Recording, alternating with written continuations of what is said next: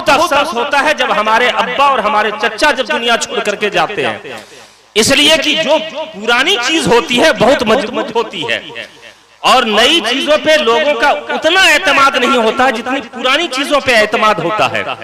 इसलिए मैं आपको एक शेर देता हूं, अगर बेटा बायजीद के तरह हो जाए और माँ अगर बायजीद बुस्तामी की माँ के तरह हो जाए तो हर मोहल्ला खुदा की कसम जन्नत के निशान बन जाएगी।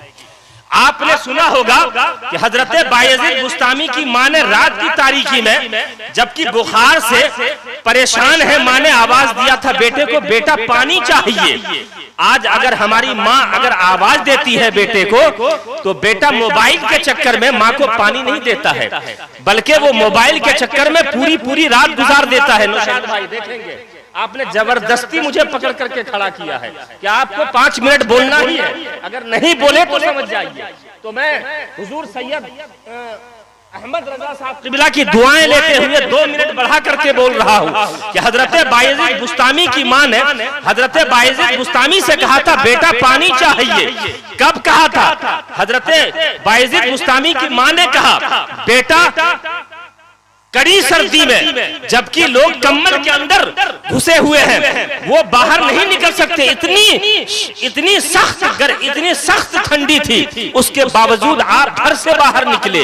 आज हमारी माँ अगर खुदा की कसम किसी भी हालत में आवाज देंगे, बेटे को कोई परवाह नहीं, वो पानी दे या ना दे, लेकिन हजरत बायजीद बुस्तामी कड़ाके की सर्दी में घर से बाहर निकले और अपने अड़ोस पड़ोस के तमाम घरों से आपने पानी मांगा। जब कहीं पानी ना मिला, आप नदी में जाकर के वहां से पानी लेकर के आए। माँ की आंख लग गई थी, आप पानी लेकर के माँ के सिरहाने खड़े हो गए, इस इंतजार में कि अगर माँ को जगाऊंगा कहीं बेटे की आदा माँ को पसंद ना आए। जब रात गुजर जाती है, फजर में मुअज्जिन ने जब आजान दिया, माँ की आंख खुलती है, तो माँ से पूछो कि माँ के दिल में बेटे की मोहब्बत किस कदर होती है।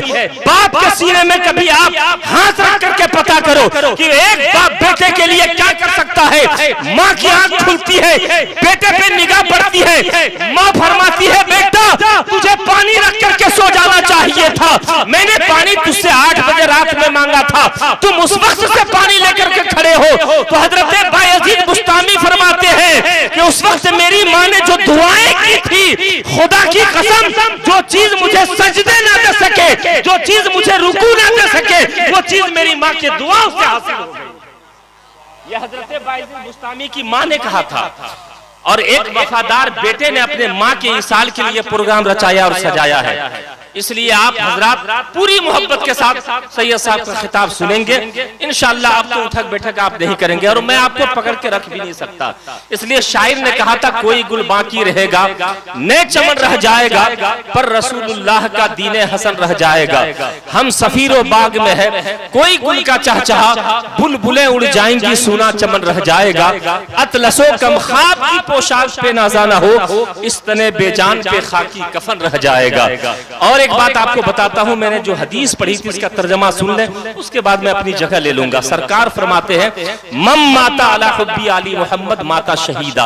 अगर आप आले नबी से मोहब्बत करते हैं, अगर आप आले रसूल से मोहब्बत करते हैं, तो इस मोहब्बत का सिला जो है आपको अल्लाह रब्बुल इज्जत जो अता फरमाएगा वो बहुत ही अजीम सिला होगा, बहुत बड़ा सिला, जो कठिन मेहनतों के बाद भी आपको नहीं मिलने वाली है, जो मोहब्बत के जरिए आपको हासिल होने वाली है। आप सोचेंगे वो कौन सी चीज है? सरकार फरमाते हैं कि कोई अगर मेरी आल से मोहब्बत करता है तो अल्लाह रब्बुल इज्जत उसे मर्तबाए शहादत अता फरमा देता है।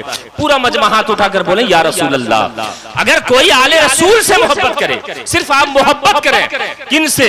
आप सैयदों से मोहब्बत करें, अल्लाह के प्यारे हबीब की औलादों से अगर आप मोहब्बत करते हैं तो अल्लाह ताला आपको मर्तबाए शहादत अता फरमाता है।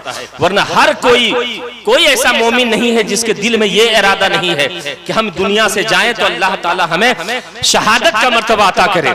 लेकिन आपको शहादत का मर्तबा हासिल करने के लिए हाथ कटाना पड़ेगा, गर्दन कटानी पड़ेगी, पांव न जाने कितने तीर खाने पड़ेंगे। वाह रे वाह, सरकार ने फरमाया तुझे हाथ कटाने की जरूरत नहीं है, तुम्हें गर्दन कटाने की जरूरत नहीं है, सिर्फ मेरी औलादों से मोहब्बत कर लो, मैं तुझे मर्तबा शहादत अता फरमा दूंगा। आप अगर आले रसूल से मोहब्बत करते हैं हैं तो शमशीर का ईमान अकीदा कहता है कि जब तक आले रसूल से आप मोहब्बत करेंगे दुनिया में रहेंगे तो कामयाब रहेंगे, दुनिया से जाएंगे फिर भी आप कामयाब रहेंगे। इसी चंद बातों के साथ